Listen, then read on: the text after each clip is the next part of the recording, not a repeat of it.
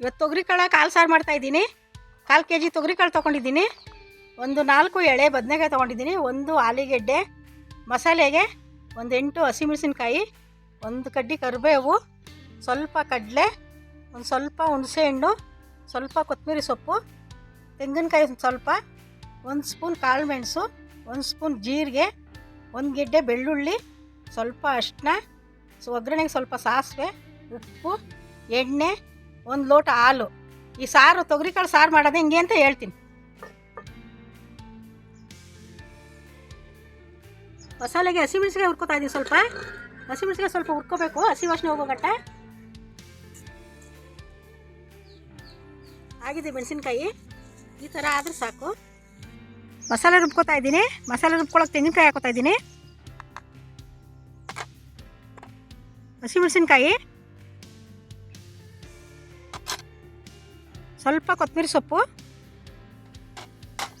ಹುಣಸೆಹಣ್ಣು ಒಂದು ಸ್ವಲ್ಪ, ಕಾಳು ಮೆಣಸು 1 ಸ್ಪೂನು, ಜೀರಿಗೆ 1 ಸ್ಪೂನು, ಬೆಳ್ಳುಳ್ಳಿ,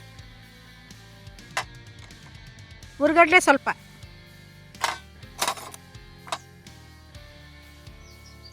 ಒಂದು ಸ್ವಲ್ಪ ಅರಿಶಿನ ಪುಡಿ,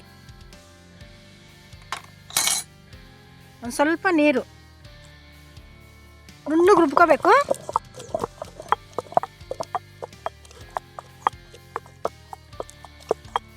ಶುಂಠಿ ಹೇಳಿರಲಿಲ್ಲ, ಸ್ವಲ್ಪ ಶುಂಠಿ ಹಾಕೋತಾ ಇದ್ದೀನಿ.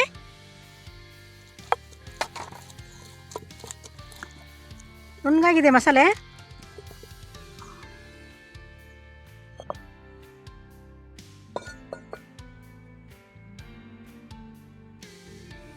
ಕಾಳಿಗೆ ನೀರು ಇಡ್ತಾ ಇದ್ದೀನಿ. ನೀರು ಸ್ವಲ್ಪ ಚೆನ್ನಾಗಿ ಕಾಯಬೇಕು.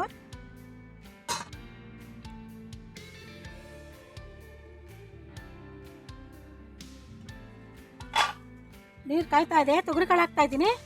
ತೊಗರಿಕಾಳು ಚೆನ್ನಾಗಿ ತೊಳ್ಕೊಂಡಿದ್ದೀನಿ.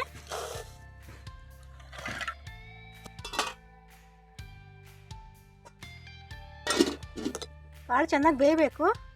ಸ್ವಲ್ಪ ಬೆಂದ ಮೇಲೆ ಆಲೂಗೆಡ್ಡೆ ಬದನೆಕಾಯಿ ಹಾಕಬೇಕು.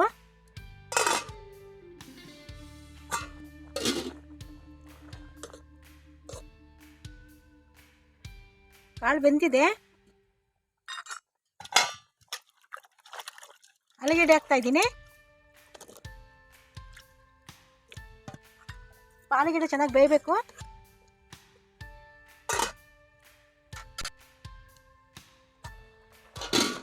ಆಲೂಗೆಡ್ಡೆ ಒಂದು ಅರ್ಧ ಬೆಂದಿದೆ. ರುಬ್ಕೊಂಡಿರೋಂಥ ಮಸಾಲೆ ಹಾಕ್ತಾ ಇದ್ದೀನಿ. ಒಂದು ಅರ್ಧ ಬೆಂದ್ಮೇಲೆ ಹಾಕಬೇಕು ಮಸಾಲೆನ.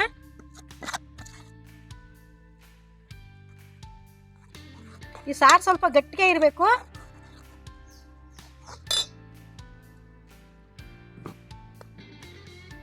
ಮಸಾಲ ನೀರು ಸ್ವಲ್ಪ,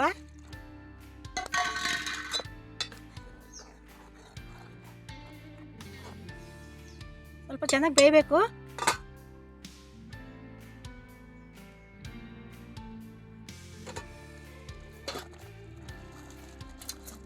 ಸ್ವಲ್ಪ ಉಪ್ಪು ಹಾಕ್ತಾ ಇದ್ದೀನಿ.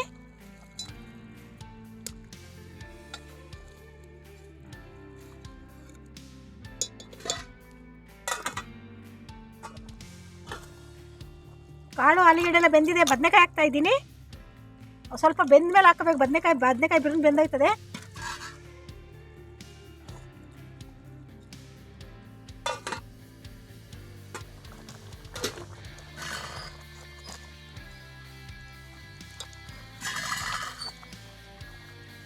ಬದನೆಕಾಯಿ ಸ್ವಲ್ಪ ಬೇಯಬೇಕು.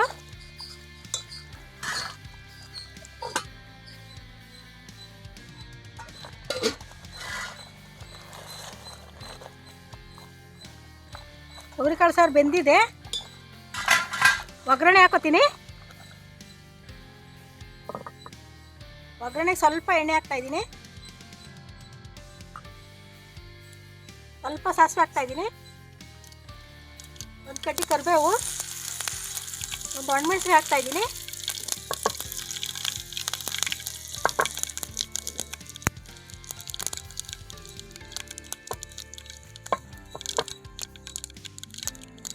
ಆಗಿದೆ ಒಗ್ಗರಣೆ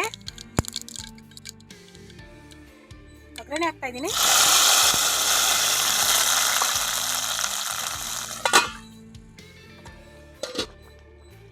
ಒಂದು ಗ್ಲಾಸ್ ಹಾಲು ಹಾಕ್ತಾಯಿದ್ದೀನಿ.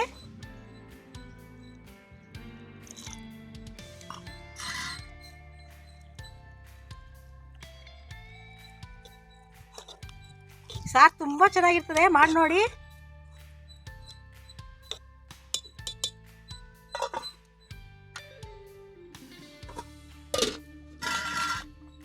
ತೊಗರಿಕಾಳು ಹಾಕಿ ಹಾಲು ಸಾರು ರೆಡಿ ಆಯಿತು.